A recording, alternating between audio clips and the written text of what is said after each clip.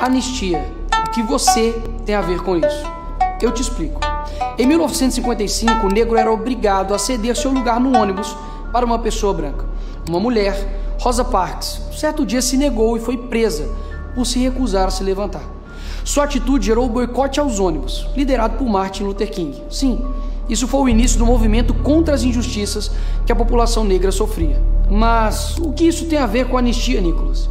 A injustiça contra uma mulher virou um marco de uma luta coletiva. Lá foi o ônibus, aqui um batom. Débora, casada, mãe de 2 filhos pequenos, cabeleireira, condenada a 14 anos de cadeia. Seu crime? Escreveu "Perdeu o mané" em uma estátua com um batom. Mas isso você já deve saber. A pergunta que fica é: se ela tivesse escrito "Fora Bolsonaro" em vez de "Perdeu o mané", Moraes e Dino teriam condenado ela da mesma forma? Uma pessoa que não tem uma imagem dela dentro do Congresso, quebrando nada, nenhuma violência. E pior, um funcionário da limpeza desfez o golpe de Estado da Débora com água e sabão. Quem gera mais risco à democracia? Uma cabeleireira com um batom ou 15 traficantes soltos pelo STF? A resposta todo mundo já sabe, mas muitos têm medo de responder. E aí está o meu ponto. Quando você trata uma injustiça apenas como um número, você ignora que é uma pessoa, uma família que está sofrendo e que você um dia pode ser vítima da mesma injustiça. Infelizmente, temos muitas outras vítimas. Eliene Amorim, 28 anos, manicure, presa no dia 22 de março de 2023, quase 2 meses depois dos atos do dia 8 de janeiro em São Luís. Motivo da prisão? A acusação que teria participado dos atos de vandalismo em Brasília. Mas até hoje, não foi apresentada nenhuma prova de que ela tenha quebrado algo, invadido prédios ou incentivado qualquer tipo de violência. Uma das páginas da denúncia mostra que a única suposta participação atribuída a ela é o fato que teria viajado para Brasília. Só isso. Ela está presa há 2 anos. Giovana, balconista, grávida de 8 meses, chegou a Brasília no fim de tarde do dia 8, entre 17 e 18 horas. Ou seja, horas depois da baderna. Foi presa na manhã seguinte, perto do acampamento em frente ao quartel-general. A PGR admite que não há provas de que Giovana tenha participado dos atos. Uma das principais testemunhas, o motorista do ônibus que a levou a Brasília, que poderia comprovar que ela chegou apenas no fim da tarde, quando os atos já tinham ocorrido, não foi autorizada a testemunhar.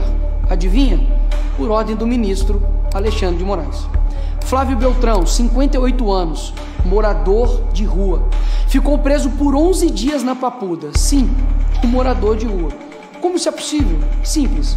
Já que estava sem emprego, sem abrigo e sem dinheiro, passou a frequentar os acampamentos para conseguir alimentação e um local onde pudesse dormir.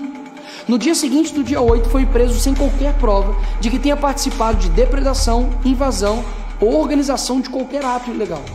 Após 11 dias preso na Papuda, conseguiu liberdade com tornozeleira eletrônica. Mas o morador de rua teve de fazer uma pergunta óbvia ao juiz auxiliar do Moraes. Abre aspas. Não tenho endereço. Como vou carregar a tornozeleira? Como vou pagar a multa se não tenho nem dinheiro para comer? Ezequiel Ferreira Luiz, pai de 6 filhos e condenado a 14 anos de prisão pelo STF. Motivo? A presença dentro de um prédio sem qualquer registro de que tenha destruído algo ou ameaçado alguém. A simples presença foi motivo de receber uma pena maior do que muitas aplicadas a traficantes, homicidas e estupradores. Paulo Gabriel da Silveira, vendedor de bandeiras, chegou dia 8 às 21 horas em Brasília, vindo de Goiás, comprou 10 bandeiras do Brasil para vender e pagar a pensão do seu filho. No outro dia, vendeu apenas 3 e em frente ao quartel-general foi preso, junto com outros manifestantes. A defesa apontou que o rastreamento do celular comprova que ele chegou em Brasília depois que tudo aconteceu e que jamais esteve nas cenas dos atos. Mesmo assim, foi levado a Papuda e passou 3 meses preso. Foi processado e agora condenado pelo STF pela prática do crime de associação criminosa. Todos esses estão sendo tratados como se fossem inimigos da democracia. Logo, no país que a maior apreensão de dinheiro em espécie foi feita na casa de Gedel Vieira, 51 milhões de reais, foi condenado a 14 anos de cadeia e já está em prisão domiciliar.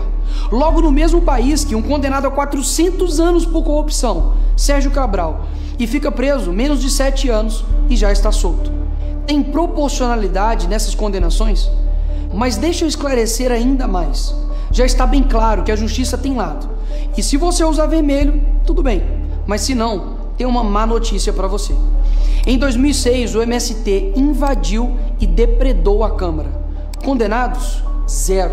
Em 2017, o protesto Ocupa Brasília reuniu 45 mil manifestantes de esquerda contra o Temer. Nesse dia, a sede de 3 ministérios foi incendiada e houve depredação em 8 prédios. Condenados? 0.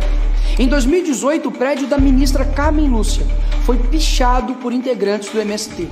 Sabe qual foi a condenação para eles? 0. Onde estava o STF para condená-los a 14 anos de prisão? Percebe? Não há justiça, muito menos senso de proporção nas condenações. É mera e pura vontade de acabar com a vida de pessoas. Mas, Nicolas, você vai passar pano só porque é do seu lado agora? Claro que não. O dia 8 foi um dia lamentável para o nosso país. Quebradeira e desordem nunca fez parte de nenhuma manifestação da direita. O que nós queremos é simples: justiça. E justiça é punir sem vingança, mas dar a cada um o que é seu, nem mais nem menos. O Brasil já anistiou torturadores e corruptos. Negar perdão a manifestante é escolher punir só o que tem menos poder. Ou coloca todos os envolvidos da esquerda, que já fizeram o mesmo, na cadeia, ou solta os da direita para ficar igual os da esquerda. O que não dá é punir uma torcida que cometeu algo e a outra torcida que já fez o mesmo repetidas vezes nunca ter punição. E por quê? Porque o juiz é do time deles. Aí não dá. Anistiar os presos do dia 8 não é absolver o caos, é reconhecer que a justiça não pode ser seletiva, quando a democracia também errou no seu próprio espelho.